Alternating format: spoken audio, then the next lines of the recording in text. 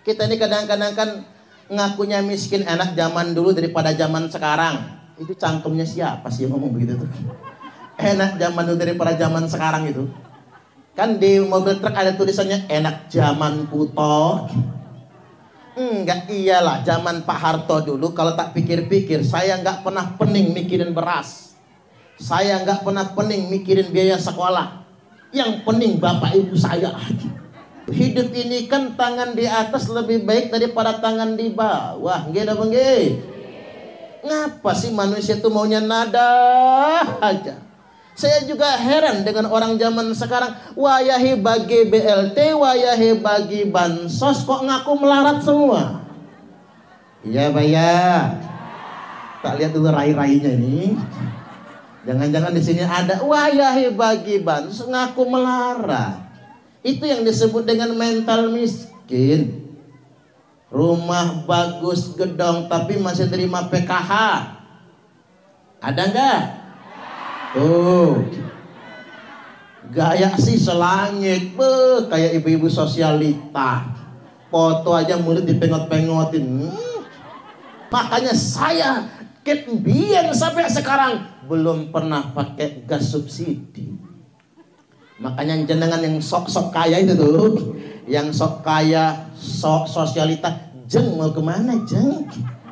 Bagi yang begitu, datanglah ke dapur masing-masing, lihatlah tabung yang warnanya hijau, ada tulisan warna putih, subsidi untuk warga miskin. Nah coba kita mawas diri, jangan bermental miskin. Tangan di atas lebih baik daripada tangan di bawah, karena dia sendiri yang mendoakan dirinya miskin. Makanya jangan kesenangan Bapak Ibu buat surat keterangan tidak mampu itu. Mulai sekarang berhentilah buat surat keterangan tidak mampu itu. Kata Pak Kades, asik.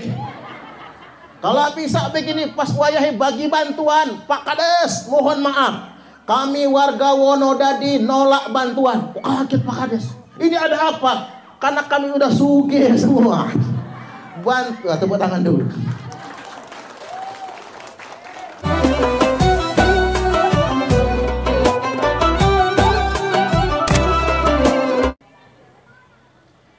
Yang terhormat Camat Tanjung Sari, yakni Bapak Diki Anggara. Oh, Diki Erlangga. Meleset sedikit nggak apa-apa. Orangnya manis ya, manis-manis buah manggis. Punya janggut mantap. Brewoknya itu brewok idola para janda itu. Kan banyak janda di Wonodadi kan. Saya baru tahu kalau beliau adalah putranya Pak Kherlani.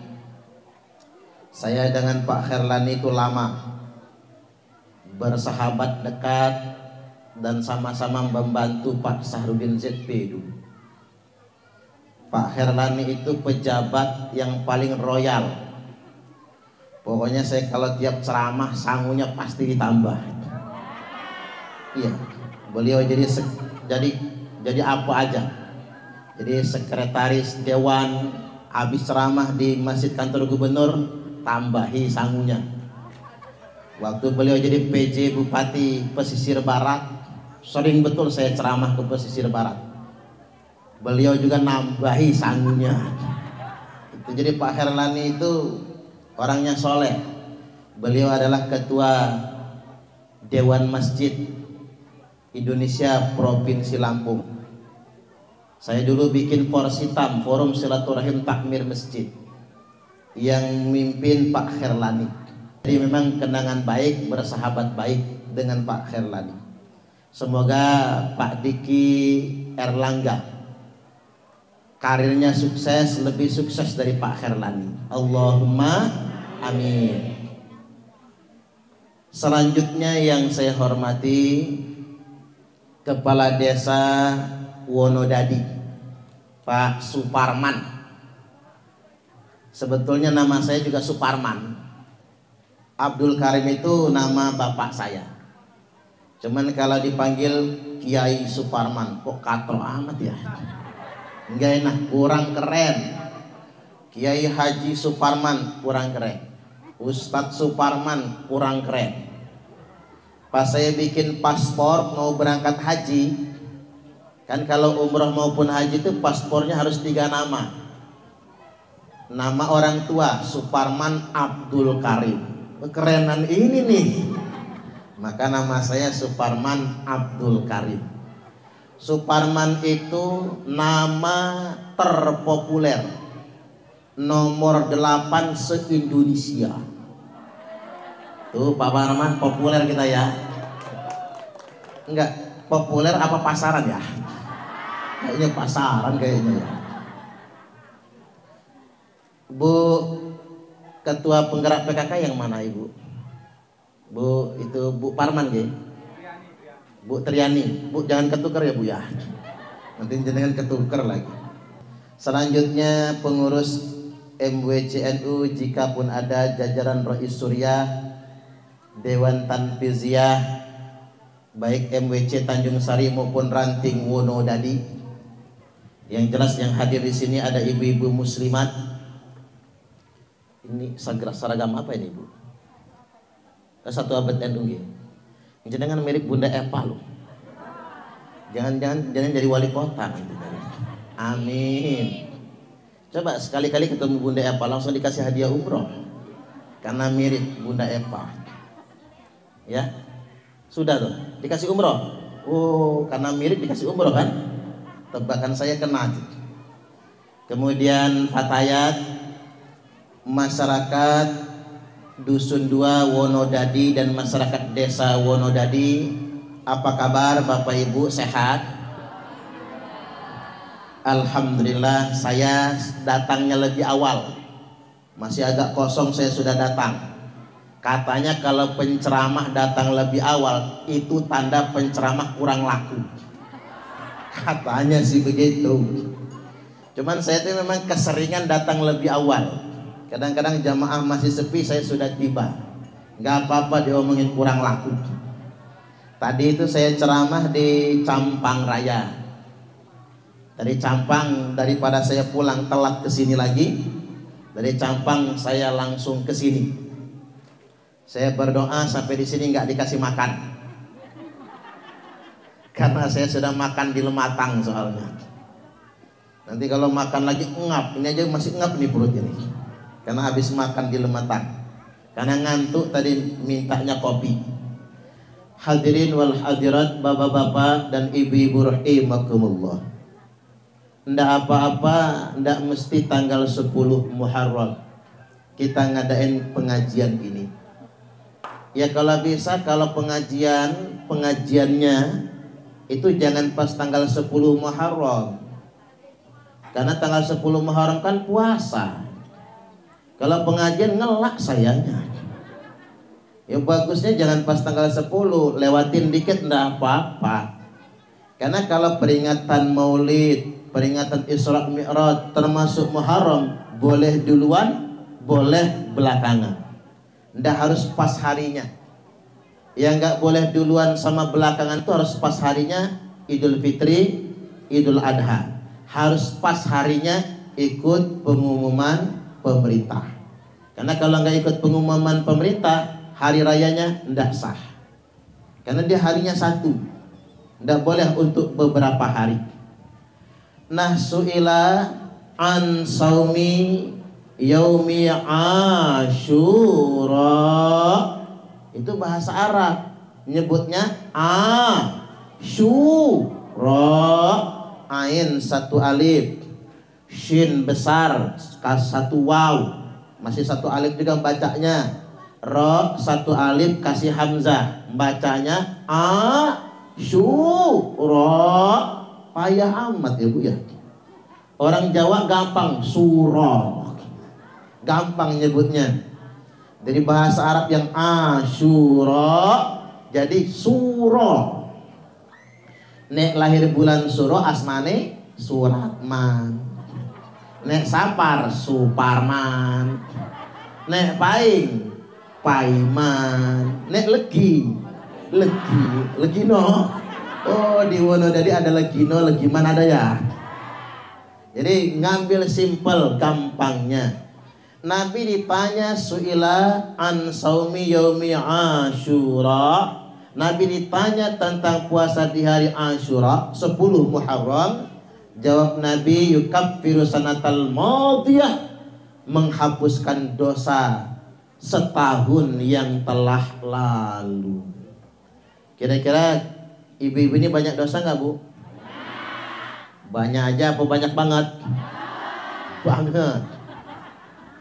Jenengan pakai perkiraan aja. Kira-kira banyak jenengan apa banyak saya dosanya?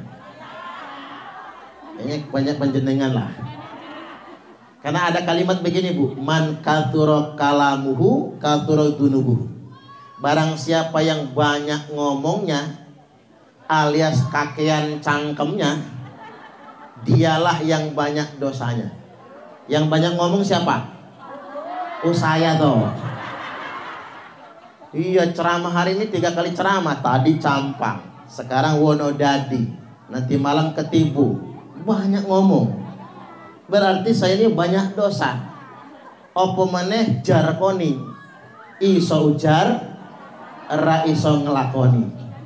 Mudah-mudahan dengan amaliyah Muharram, amaliyah Asyura, amaliyah pengajian ini dan nyantun anak yatim, dosa-dosa kita semua dihapuskan. Allahumma amin, amin ya rabbal alamin. Terlebih nyantun anak yatim. Banyak dong anak yatim di kampung kita ya. 30 berapa tadi? 36. Itu jandanya berapa sih? Ya siapa tahu masih ada yang rodok-rodok nom gitu kan.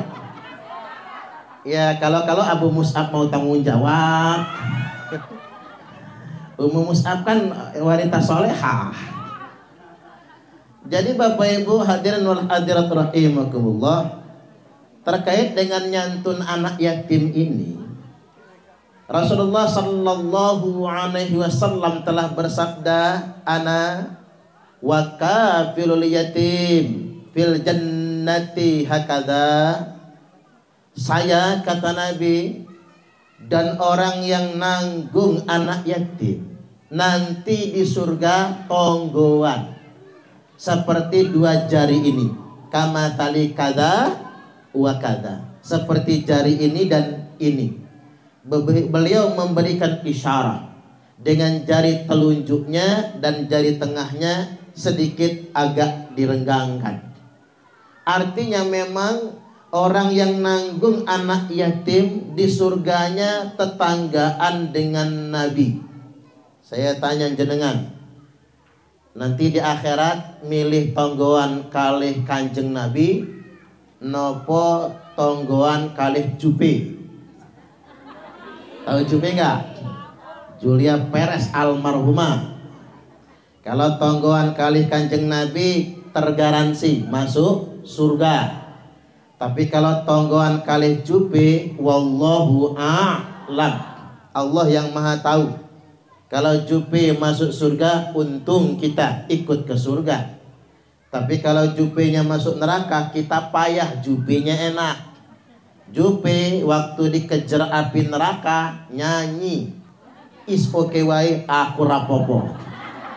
Itu jampeknya Jupe. Nah kita mau nyanyi apaan? Oh nggak punya lagu kita ini. Cuman kita doakan saja pun Jupe masuk surga. Amin. Mengapa saya mendoakan begitu? Karena memang Jupe sudah dikafaroh.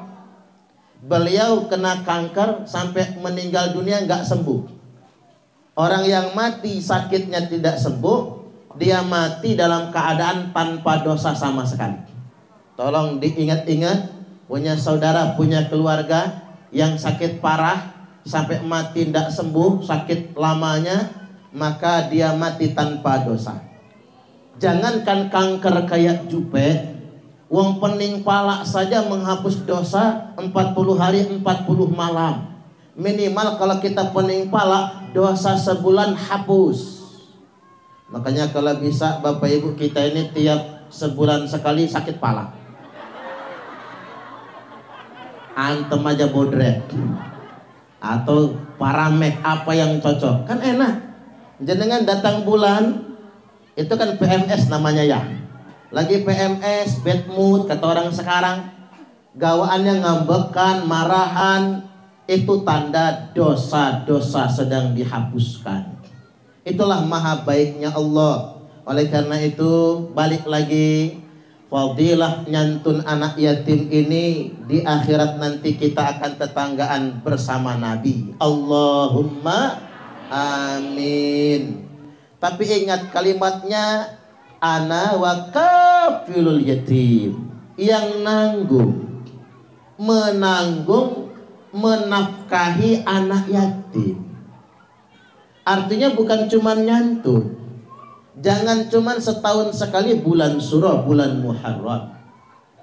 Kalau bisa rutin nyantun anak yatim itu. Yang paling bagus sing apike, anak yatimnya tinggal di rumah kita. Rumah yang paling mulia di muka bumi ini, rumah yang di dalamnya ada anak yatim. Walaupun itu gak mudah. Suami ikhlas, istri gak ikhlas.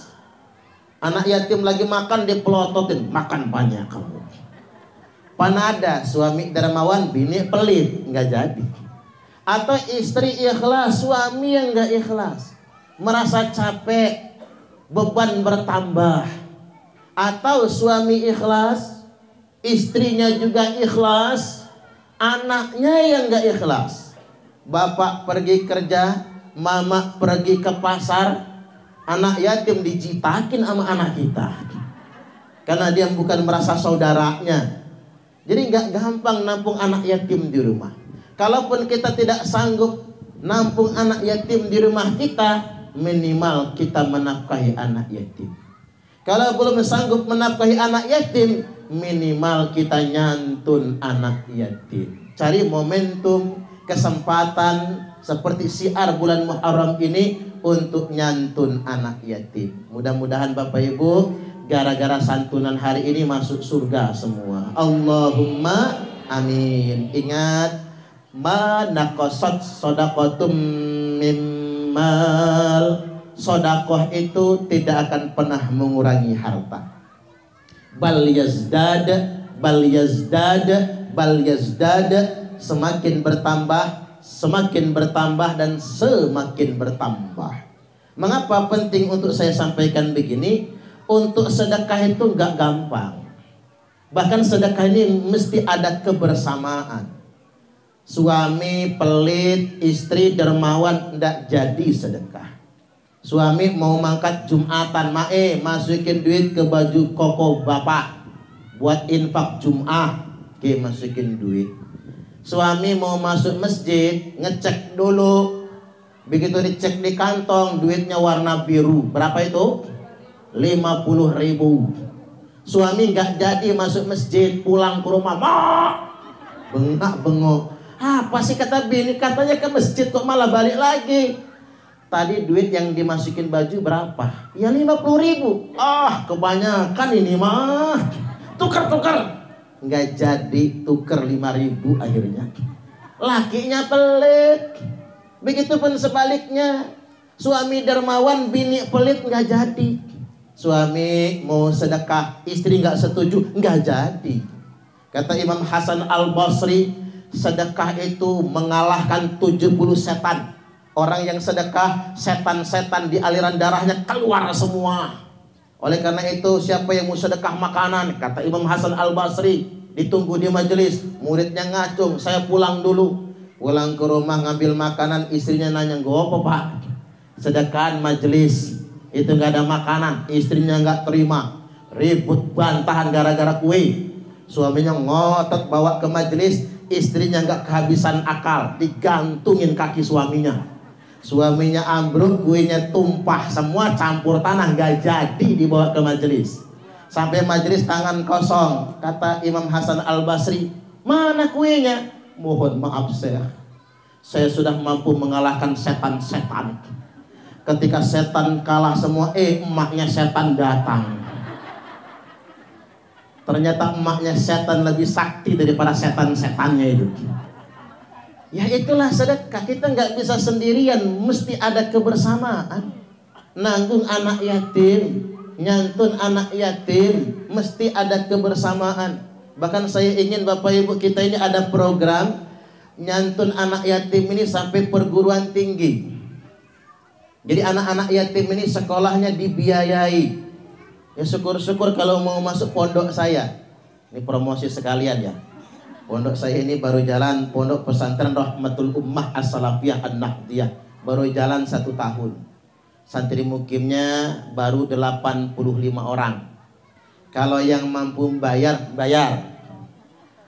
sahriahnya 300.000 sebulan. Makan di situ, ngaji di situ, sekolah juga pakai duit itulah. Dapat ijazah MTS aliyah, bukan paket ijazah beneran. Kalau dia orang nggak mampu dapat beasiswa kuliahnya, apalagi kalau anak yatim dapat beasiswa. Ada yang nawar, Pak Ustadz boleh nggak nawar? Nawar apaan? Saya ngambil yang gratis aja. Ntar dulu saya nanya, sampean punya anak jajan sehari berapa? Ya 20.000 kali sebulan 600.000. Nah di sini cuma 300.000. Oh ya udah nggak jadi kata dia. Bayar aja sayanya nggak apa-apa. Ya enggak, jangan mau gratisan semua kan. Semua kan mau diempanin makan. Tapi kalau yang nggak mampu, fakir miskin, benar-benar melarat, atau anak yatim, silahkan dititipkan. Sampai kuliah Bapak Ibu. Kalau dia minimal hafal 5 juz, bisa masuk akademi militer. Bisa masuk akademi kepolisian. Asal badannya nggak bongkok, nggak pendek, ya body juga harus bagus. 5 juz minimal hafalnya. Kita kan jurusnya 2, salafiyah kitabiah, ngaji kitab kuning, alat, nahu sorof dan sebagainya, juga tahfizul Quran, ngapal, bersanad. Jadi bukan ngapal-ngapal biasa. Jadi anak-anak yatim ini kita dorong mereka mondok. Dan anak-anak yatim itu kan begini Bapak Ibu, nggak mondok karena apa? Ya mungkin karena nggak sanggup bayar seharian di pondok pesantren. Makanya kita yang gotong royong. Makanya saya prihatin, santri-santri saya yang maling duit temannya nggak saya keluarkan. Mengapa nggak saya keluarkan? Karena dia memang nggak punya duit jajan.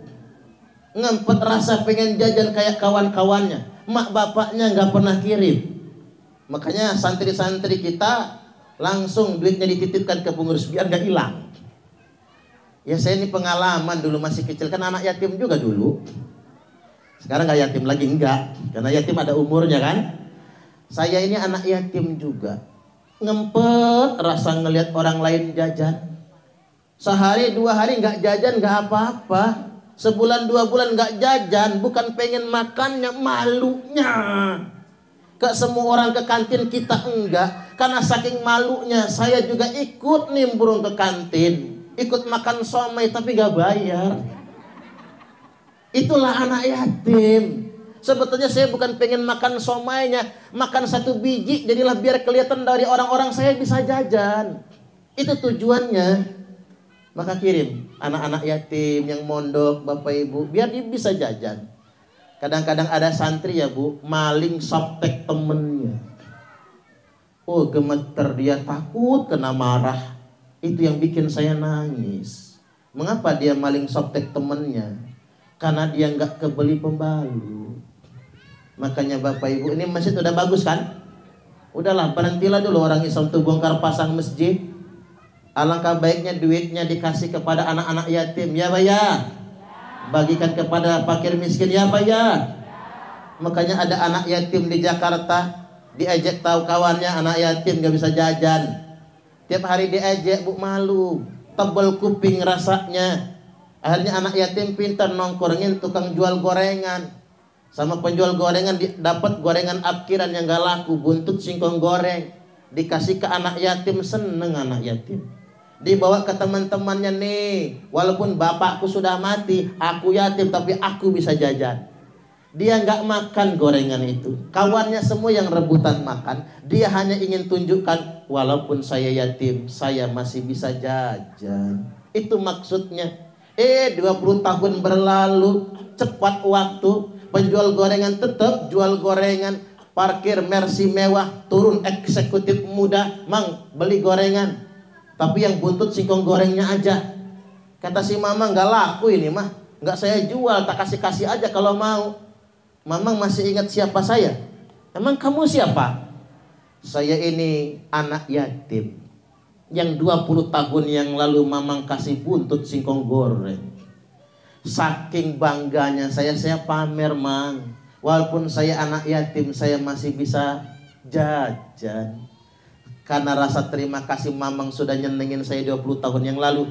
Mamang sama istri tahun ini naik haji bareng saya. Haji plus.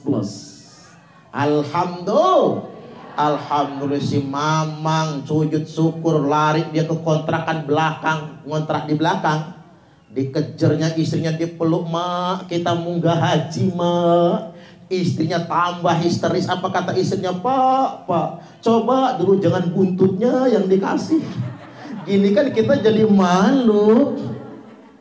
Memang ini masalahnya bukan buntut singkong goreng, tapi menggembirakan anak yatim.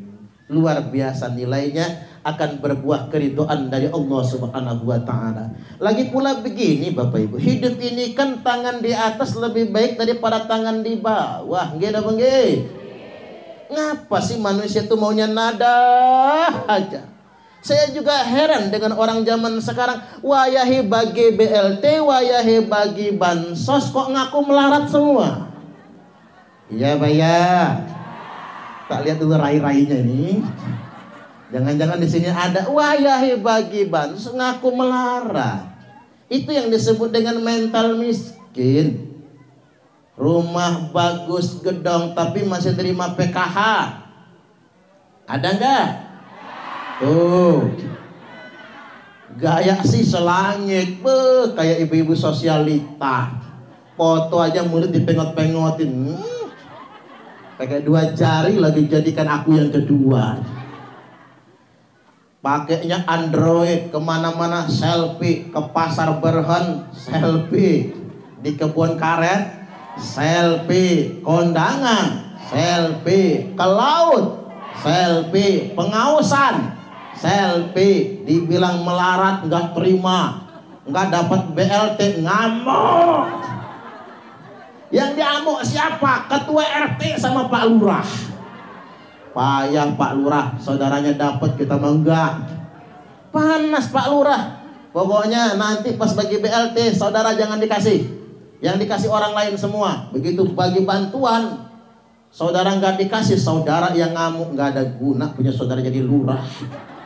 Orang lain kebagian, kita enggak. Saudara nggak negor Pak Lurah. Repot sekarang ini. Semua orang mentalnya mental miskin. Jangan begitu Bapak Ibu. Nah saya mau cerita pengalaman ini. Saya itu dulu kemana-mana ngajar ngaji pakai sepeda. Sepeda minjem. Karena orang kasihan Pak Ustadz. Kredit motor. Saya kasih DP-nya nih. Nanti Ustadz tinggal nyicil. Kata saya Pak Haji, kebalik. Biar saya yang nge-DP, panjenengan yang nyicil.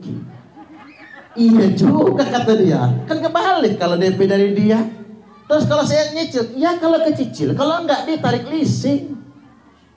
Ya alhamdulillah dikasih motor merek FitX. FitX itu Suprapit sudah habis tahun 2008. Artinya saya memang bukan orang sugih kan Bu, bukan dari keluarga orang yang berada. Motor nggak kebeli, motor dikasih orang. Mulai sudah punya motor, bisa ceramah agak jauhan. Diundanglah saya, diminta khutbah di kantor gubernur. Begitu khutbah di kantor gubernur, orang cocok, dipakai terus. Akhirnya ada yang nanya, Pak Ustadz udah pernah umroh? Belum. Pengen umroh? Ya mau dong. Persyaratan lengkapin, cuman ada satu persyaratan nyangkut. Apa? Surat keterangan tidak mampu. Waduh Pak, boleh nggak pakai surat satu ini? Nggak boleh, ini syarat. Emang apa kata dia? Saya takut permanen nggak mampunya itu. Kecuali begini Pak, suratnya saya setor, pulang umroh mau tak ambil lagi tak bakar. Kata dia nggak bisa, ini persyaratan. Ya kalau begitu saya nggak jadi umroh. Saya nggak jadi umroh hanya gara-gara nggak mau buat surat keterangan tidak mampu. Padahal Bapak Ibu, saya memang masih ngontrak, kendaraan juga cuman punya motor, itu pun dikasih orang. Tapi rumah saya merasa masih muda waktu itu. Saya nggak mau melarat betulan sesuai dengan doa itu, maka nggak jadi umroh. Tapi ajaib, nggak jadi umroh. Sebulan kemudian dilunasi murid ngaji saya berangkat haji. Alhamdulillah. Wayahnya konversi minyak tanah ke gas. Saya nggak dapat gas, nggak dapat kompornya, nggak dapat tabung gasnya. Saya datang ke ketua RT, Pak Ketua RT, mana bagian saya? Mohon maaf Pak Ustadz, ini bukan diskriminatif. Ustadz bukan warga sini. Karena Ustadz ngontrak, jadi nggak dapat bagian. Tapi kalau pengen kompor sama gas gampang, datanglah ke kelurahan, buatlah surat keterangan tidak mampu. Surat lagi. Saya rumah saya masih muda waktu itu, nggak mau pakai surat keterangan tidak mampu. Akhirnya nggak jadi Bu. Udah, selama masih ada minyak tanah, pakai dulu minyak tanah persediaan, pakai kompor minyak, ngumpul duit dikit-dikit, habis ngajar ngaji, kebeli Bu kompor 2 tungku sama gas 12 kilo 500.000. Alhamdulillah. Makanya saya kemudian sampai sekarang belum pernah pakai gas subsidi. Makanya jenengan yang sok-sok kaya itu tuh, yang sok kaya, sok sosialita, jeng mau kemana jeng? Bagi yang begitu, datanglah ke dapur masing-masing, lihatlah tabung yang warnanya hijau, ada tulisan warna putih, subsidi untuk warga miskin. Nah coba kita mawas diri, jangan bermental miskin. Tangan di atas lebih baik daripada tangan di bawah. Tangga saya dapat bantuan tuh di Waidadi itu, berapa truk beras ngantri, jatah orang miskin, bantuan luar negeri, ikut ngantri, padahal rumahnya mewah, mobilnya mewah. Kata saya, kok ikut ngantri? Itu kan jatah orang miskin. Ya nggak apa-apalah, beras gratis ini, kata dia. Begitu sudah dimasak, apa kata dia? Gak enak berasnya. Ya iya dong, emang bukan jatahnya orang sugih. Kalau pengen enak, raja udang misalnya, atau beras berkelas, ya beli dewe. Akhirnya apa kata dia? Tak kasih aja sama ayam mama bebek tuh kan. Pemberian orang malah digituin. Ndak lama jatuh bangkrut. Rumah kejual, mobil kejual. Karena dia sendiri yang mendoakan dirinya miskin. Makanya jangan kesenangan Bapak Ibu buat surat keterangan tidak mampu itu. Mulai sekarang berhentilah buat surat keterangan tidak mampu itu. Kata Pak Kades, asik. Kalau bisa begini, pas wayahe bagi bantuan, Pak Kades, mohon maaf, kami warga Wonodadi nolak bantuan. Kaget Pak Kades, ini ada apa? Karena kami udah sugih semua. Tepuk tangan dulu. Bantuan kami gunakan saja buat yang melarat-melarat, buat membangun infrastruktur. Ini yang namanya mawas diri Bapak Ibu. Kita ini kadang-kadang kan ngakunya miskin enak zaman dulu daripada zaman sekarang. Itu cangkemnya siapa sih yang ngomong begitu tuh? Enak zaman dulu daripada zaman sekarang itu. Kan di mobil truk ada tulisannya enak zaman kuto. Enggak, iyalah zaman Pak Harto dulu. Kalau tak pikir-pikir, saya nggak pernah pening mikirin beras, saya nggak pernah pening mikirin biaya sekolah. Yang pening bapak ibu saya. Zaman biyen, seingat saya, di kampung saya itu yang punya TV cuman kepala suku. TV-nya pun hitam putih. Lagi asik-asik nonton Ria Jenaka, mati akinya habis. Itu sekampung. Zaman sekarang semua rumah punya TV, ya Pak ya. Zaman dulu yang punya motor cuma 1 orang. Orang terkaya di kampung saya punya motor L2 Super, 1 tok. Zaman sekarang tiap rumah punya motor, bahkan punya mobil, walaupun cicilan. Bu, jangan terlalu banyak cicilan, tapi ya, ini motor nyicil, kulkas nyicil, kursi nyicil, sprint bed nyicil, seragam pengajian Udah lunas belum sih? Udah lunas ya. Awas kalau belum lunas. Semua serba nyicil. Kita sendiri yang capek kan? Coba apa kata orang di media sosial? Penyebab penyakit bukan makanan, maka tak perlu banyak pantangan. Tapi penyebab penyakit adalah pikiran. Dan pikiran yang paling membebani adalah cicilan. Maka berhentilah cicilan. Mudah-mudahan kita diberi kesehatan. Allahumma amin. Amin ya rabbal alamin. Baik, saya ingin tegaskan, di zaman sekarang tangan di atas lebih baik daripada tangan di bawah. Kalau kata Syekh Abdul Qadir Al-Jailani, sesuap nasi yang engkau masukkan ke dalam perut orang yang lapar itu lebih baik daripada membangun 1000 masjid jamiah. Kalau kata orang bijak, orang kaya bolak-balik umroh dengan alasan rindu rumah Allah, padahal Allah lebih rindu dengan orang kaya yang berbagi dengan fakir miskin. Iya bayar. Dengerin sing suge-suge, udah nggak usah sering-sering mangkat umroh itu, sekali cukup. Kan umroh itu mahal, 35 juta kan? Sekali-kali uang 35 juta itu bagikan ke tetangga, bagikan ke fakir miskin, bagikan kepada anak yatim. Saya ditegur orang, Bapak Ibu, ceramah dakwah yang sebenarnya bukan di mimbar, dakwah yang sebenarnya bukan di panggung-panggung ceramah, dakwah yang sebenarnya ada di tengah-tengah masyarakat yang lemah. Iya juga ya, kalau saya duduk di kursi ini megang mikrofon dianggap dakwah beneran, ya enak lah. Pulang ceramah disangon. Ya Pak ya? Ya nggak disangoni kebangetan amat sih.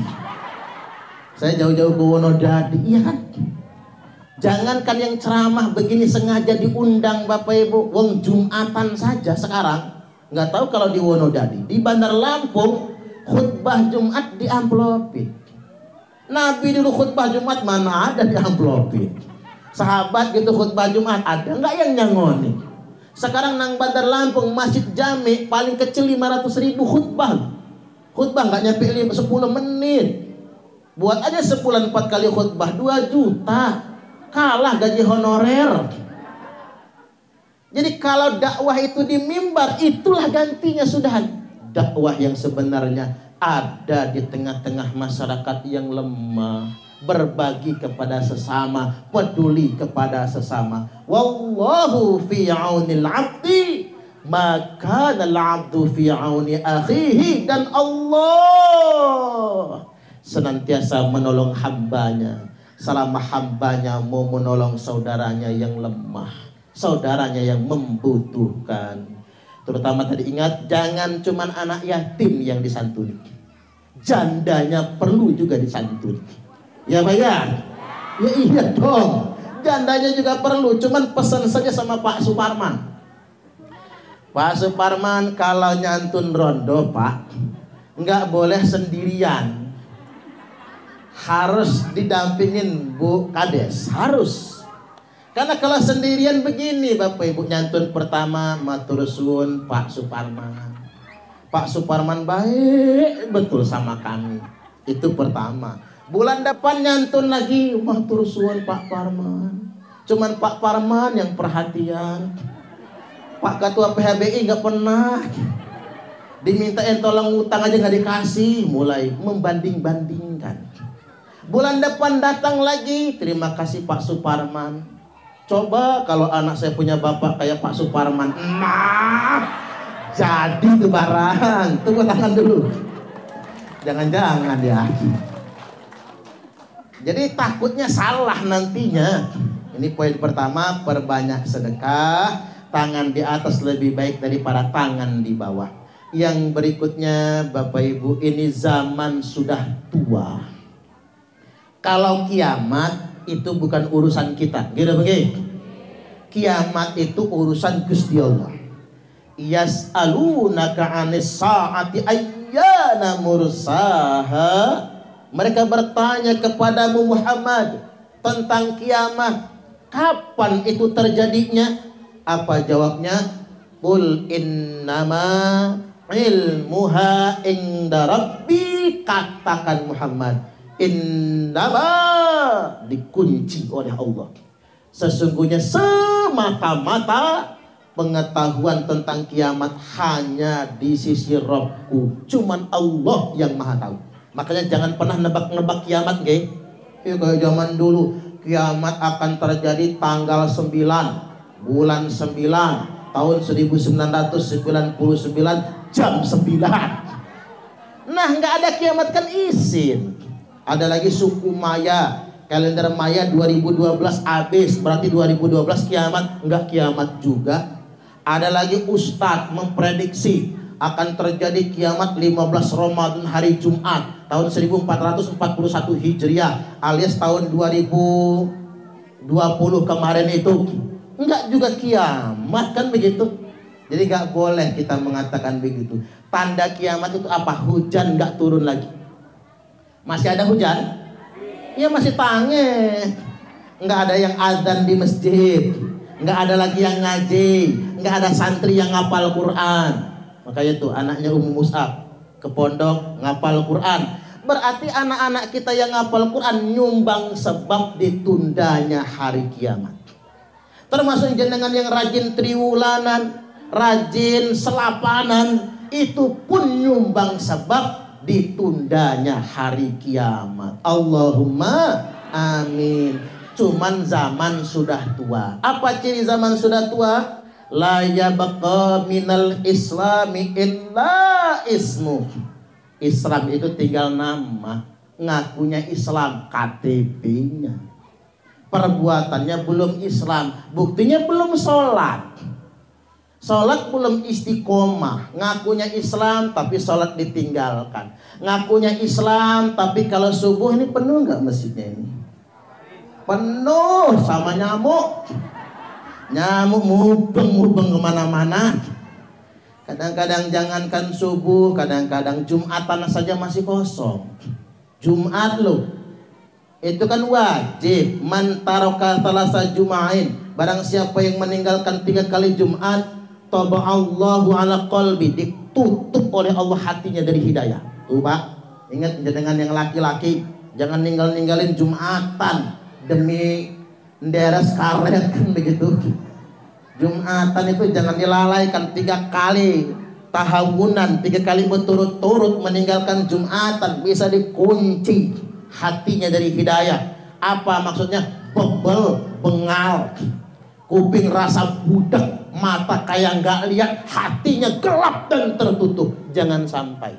Hidup ini kalau pengen berkah jaga sholat. Wong sholat itu gak bikin repot, gitu mungkin. Tak tanya, sholat bikin repot nggak? Ya gimana mau repot, oh cuma 5 menit kok. Itu yang agak santai Pak Bu. Kalau agak ngebut dikit 2 menit, yang penting tumakninah, selesai sholat. Sholat zuhur wayahe istirahat kan? Enggak. Apa sih kerjaan yang gak ada istirahatnya? Kan gak ada kan? Zuhur istirahat, asar wayahe selesai kerjaan. Uang kita nguli bangunan jam 4 stop, jangan kerajinan. Nguli bangunan dibayar lembur juga enggak. Sampai malam-malam jam 4 selesai. Maghrib wayahnya sampai rumah. Isya wayahe kita mau istirahat. Subuh wayahnya bangun. Kalau orang nggak pernah bangun subuh nanti penyakitan. Saya belum pernah ngeliat orang sholat ngap-ngapan. Nopo Pak De, capek biar sholat. Nggak ada. Orang kerja ngap-ngapan banyak. Orang lari ngap-ngapan banyak. Makan ngap-ngapan aja ada. Ngapa Bu ngap-ngapan? Habis bakso 3 mangkok. Ya ngap-ngapan Bu, nggak bisa napas dengan macam-macam. Sholat nggak ada yang bikin repot. Makanya gak waktu sholat begini Bapak Ibu. Ayyul amali ahabbu ilallah. Nabi ditanya, ayyul amali ahabbu ilallah. Apa sih amalan yang paling dicintai oleh Allah? Jawab Kanjeng Nabi, as-salatu ala waqtiha. Sholat tepat waktunya. Sholat itu begini Pak, di awal bagus, di tengah boleh, di ujung sah. Boleh semua, tapi yang lebih afdol tepat waktunya. Itu salat. Contoh Pak Jokowi, salah satu keutamaan Presiden Jokowi enggak pernah lalai menjaga waktu-waktu sholat.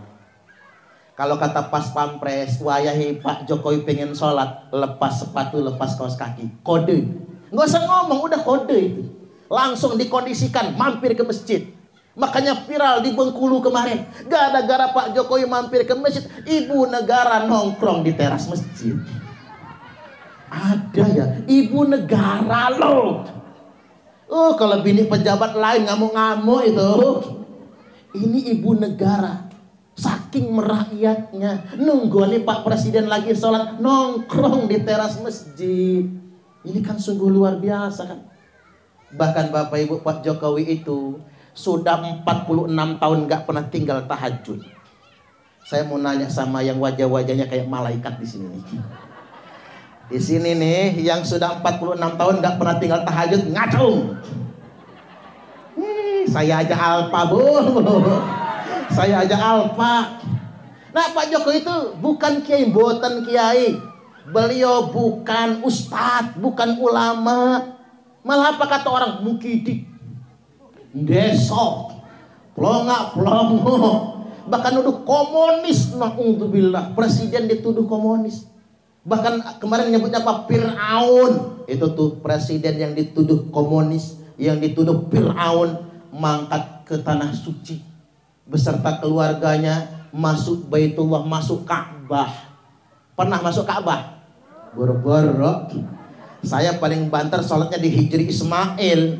Waktu ruku cium pantat orang. Waduh, apes. Begitu sujud diinjek orang. Nah, beliau bukan di Hijri Ismail lagi, masuk Ka'bah. Keluar dari Ka'bah, berdoa di Multazam, mencium Hajar Aswad, berlinangan air mata Ibu Iriana Jokowi. Saking terharunya, saking bahagianya, bisa doa di Multazam, bisa cium Hajar Aswad. Doa di Multazam itu doa tempat yang paling mustajabah di muka bumi ini, Multazam. Di mana sih Multazam itu? Antara cincin Hajar Aswad ke pintu Ka'bah, itu Multazam. Dan beliau cium Hajar Aswad. Ibu-ibu pernah cium Hajar Aswad? Boro-boro. Kita mah kebeling nyet, Bu. Cuman Pak kasih nasihat, bapak-bapak laki-laki sunnah cium Hajar Aswad, perempuan tidak, nggak usah ngotot. Nek umroh maupun haji nggak usah ngotot, akan keempet-empet juga kan. Perempuan itu cukup mencium suaminya, tangan suami, sama seperti 70 kali cium Hajar Aswad. Apalagi suaminya hitam kayak pantat wajan, itu persis Hajar Aswad. Tapi cara menciumnya begini, cium punggungnya, cium telapak, cetok. Jangan pakai jidat, nanti jenong.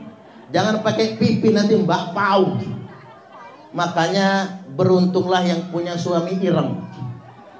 Ini adik-adik mahasiswi, mumpung masih gadis ya, nanti Pak Ustadz kasih tahu yang mahasiswi, cari suami jangan yang coklat, jangan yang kuning, ireng sekalian, biar pas Hajar Aswadnya.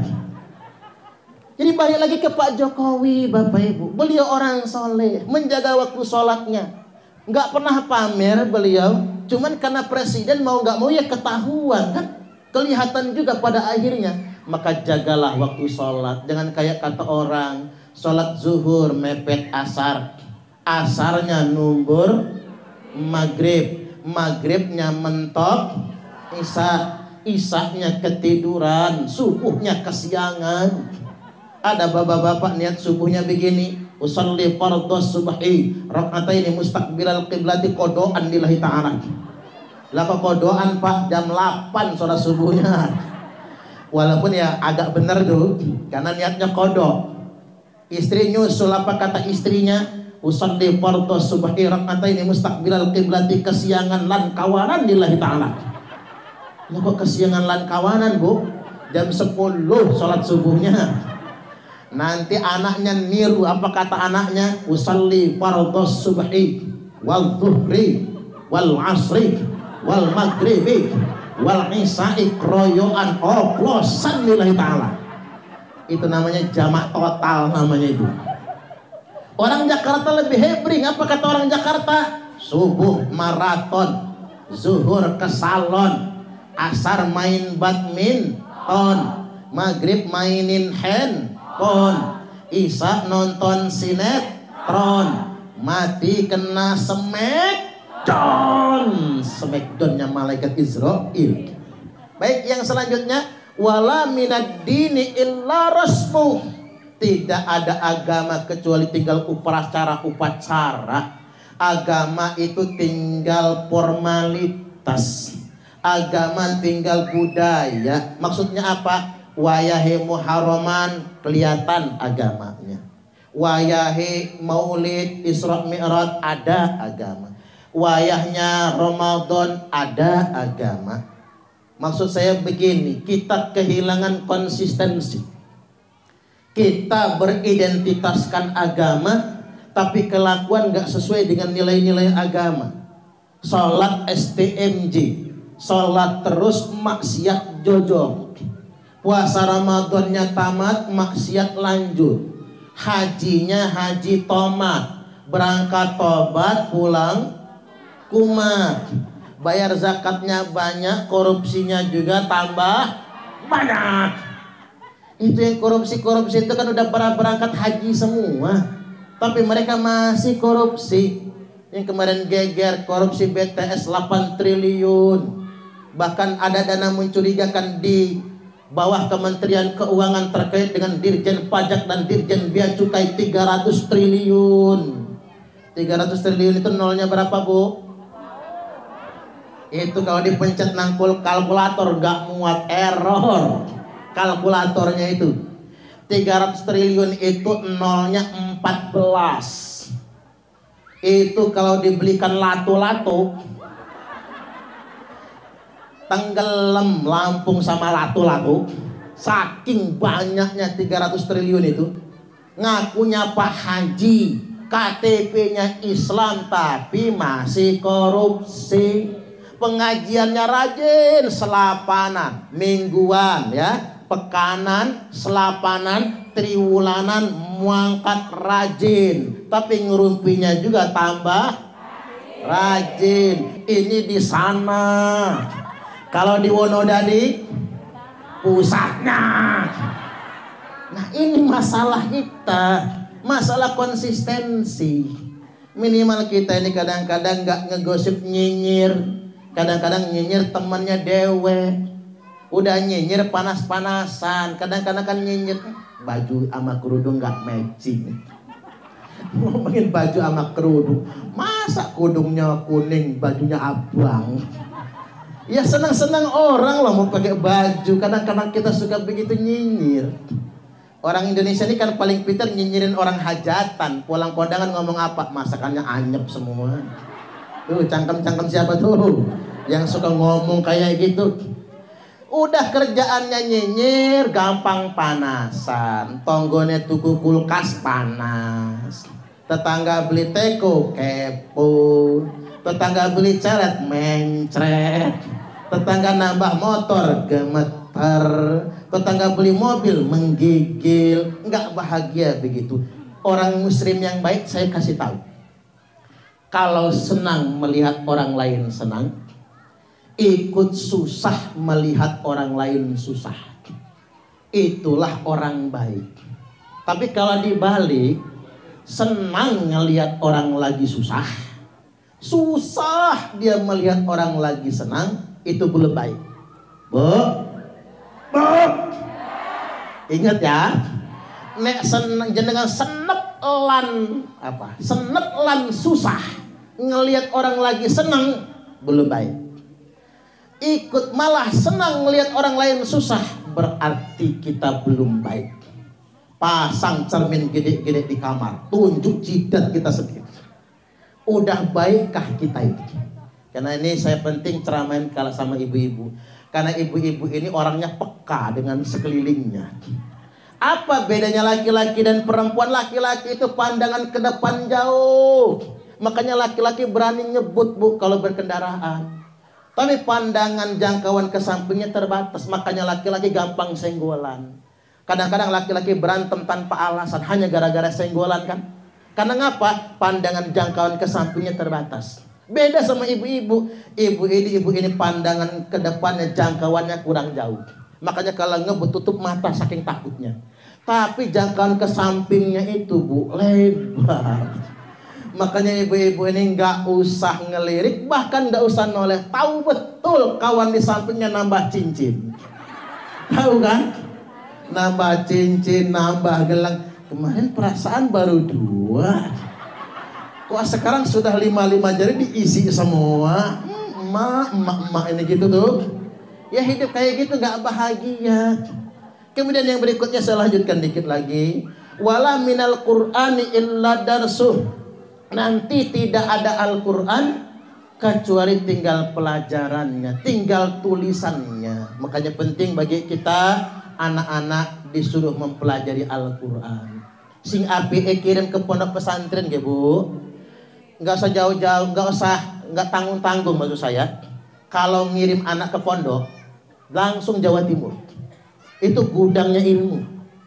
Kalau nggak Lirboyo, Jombang, itu ilmu semua di sana. Anaknya percaya jadi ulama kalau ke sana. Jangan tanggung, modal dikit ya manusia tuh. Kalau pengen anaknya jadi, beli Android aja sanggup. Jawa Timur kejauhan, Jawa Tengah. Jawa Tengah kejauhan, Jawa Barat. Asal jangan Al Zaitun ya. Hancur anak jenengan kalau dimasukin Al Zaitun nantinya. Saya mendukung Presiden Jokowi dan Bareskrim Mabes Polri untuk mentersangkakan AS Panji Gumilang dan membubarkan Al Zaitun. Setuju? Tepuk tangan. Iya dong, mau jadi apa anak kita? Nah kemudian kalau di Jawa Barat kejauhan, lanjut yang tadi. Ya Banten juga gudangnya pondok pesantren. Banten kejauhan Lampung. Masih kejauhan juga tempat saya. Masih kejauhan juga Tanjung Sari ada pesantren. Nah masukin di Tanjung Sari. Nggak mau anaknya mondok. Jangan dipaksa, kaburan juga nanti. Dibujuk nggak mau, dikasih iming-iming nggak mau, malah kabur. Santri saya kabur dari mondok. Ketemu geng motor, digebukin sama geng motor. Kan kasihan. Kalau anak nggak mau mondok, kirim ke guru ngaji. Ndo, yuk janji kali mama, janji kali papa. Kamu nggak apa-apa kalau ngotot betul nggak mau mondok. Pengennya PAUD, TK, SD, SMP, SMA, unilah umpama nih. Tapi mondok ya Nduk, tapi ngaji ya Nduk. Antar ke guru ngaji. Daftarkan, jangan suruh mangkat sendiri. Guru ngaji nanya, anak siapa kamu? Anak bapak. Ibu kamu siapa namanya? Yo mama. Kata orang Lampung mah jelas. Titip ke guru ngaji, abi, umi, ustadz, ustadzah, pak yai, bu nyai, titip anak kami, mohon ajarkan Al-Quran. Kalau dia nakal marahin kami orang tuanya ndak tersinggung ikhlas. Kalau dia bandel ngelawan sama guru ngaji, gebuklah pantatnya, kami nggak akan ngadu ke polisi. Tapi kalau dia goblok, ngaji gak nyambung-nyambung, sabar. Nggak jauh beda sama bapaknya itu, apa meneh mama ya kalau anak goblok ya jangan dimarah, biarin aja. Segoblok-gobloknya anak kalau rajin pinter juga, sepinter-pinternya anak kalau malas goblok juga.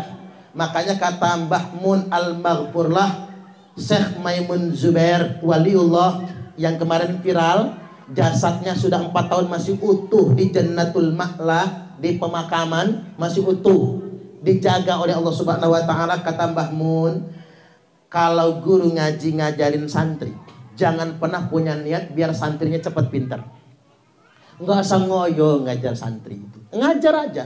Yang pintar wayahe pintar, nanti bakal pintar. Yang gobloknya tetap goblok aja enggak apa-apa. Entah yang sukses-sukses itu bukan yang pintar tapi yang berkah. Coba santri-santri di pondok yang sukses begitu pulang kampung bukan yang pinter tapi yang goblok, yang sederhana saja. Kalau yang pinter-pinter rumangsa pinter gak mau pulang kampung, tinggalnya di kota Bandar Lampung. Pengennya nang Jakarta ngontrak juga tidak apa-apa. Wong pinter ini, nah yang goblok rumangsa goblok. Rumangsa sedang-sedang saja pulang kampung kan? Di kampung, mau di kota nggak berani, di kampung. Pak Suparman Kades, tuh kamu kan dari pondok, tuh lahan satu rantai buat TPQ, buat TPQ. Habis itu ada orang mau mati udah cengap-cengap, karena pengen ibadah ada jariah, wakaf lah dia tanah 1 hektar. Tuh tanah 1 hektar buat pondok pesantren. Nah santri yang biasa-biasa tadi habis punya TPQ mendirikan pondok pesantren, santrinya ribuan. Nah santri yang pinter tinggal di kota masih ngontrak. Artinya Bapak Ibu, bukan karena pinter atau tak pinter, tapi berkah ilmunya. Itu yang terpenting. Nah kalau bisa ngadep guru ngaji itu, di awal anterin rogoh kantong. Ini DP-nya 5 juta. Di Wonodadi ada? Kiamat kalau ada. Ini kadang-kadang Bapak Ibu ditarik seharian 20.000 sebulan aja ngomong guru ngaji nggak ikhlas. Woi sakit guru ngaji diomongin nggak ikhlas, nyut rasanya. Ingin rasanya guru ngaji nyanyi, sakitnya tuh di sini di dalam hatiku, sakit luar biasa. Maka dari itu ya semampunya kita minta berkah ilmunya agar anak-anak kita tidak terjebak pada pergaulan bebas.